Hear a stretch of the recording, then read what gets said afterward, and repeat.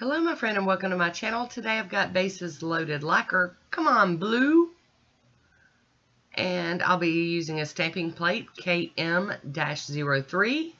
This one I'm starting off with Nailtiques Formula 2. And here is bases loaded lacquer. Come on blue.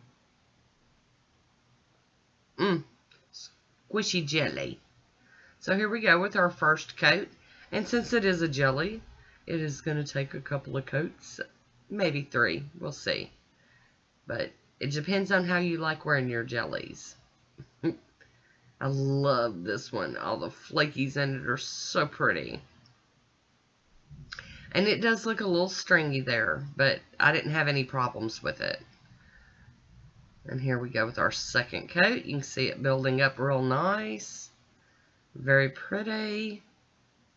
I love that sparkle. And this one was just beautiful to wear. With all those flakies in it, it would look pink, it would look purple, it would look, oh, just blue, and I love it. I'm capping that free edge again. Got to get Woody out here. Hi, Woody, how you doing? Alrighty, we're going to go in with the third coat today. Just feeling like it needed it, so we're going to go ahead and do it. And we'll do this nice and smooth. There we go. I love this. It's amazing how much it changes from the first coat to the third. Excuse the blurry camera. Sorry about that. Ugh. It's just, this camera hates me sometimes, I promise you. There we go. Get that free edge covered. Alright. I'm going to get in here with my orange wood stick, otherwise known as Woody. I'm going to top it with Out the Door from I&M, and we're going to get this to dry down so that we can do our stamping today. It's just like rainbow colors in those flakies. They're so pretty. Oh, I love it. Here's a swatch photo of Come On Blue on its own. And this is KM-03. It's a very large plate, and I'll be using Shut Out by Bases Loaded Lacquer, and my Monocle stamper from Maniology, and my Beauty Scraper. And I'm just going to use this corner over here that's got like, to me they look kind of like little sunflowers, some sort of flower, but in my head I was kind of seeing sunflowers, I don't know. So there we go, got the thumb done. I am going to clean this stamper off on a lint roller. And we're going to keep on playing.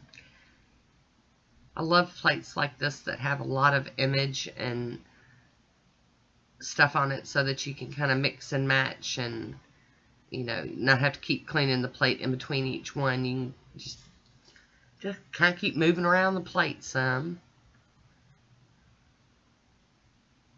There we go.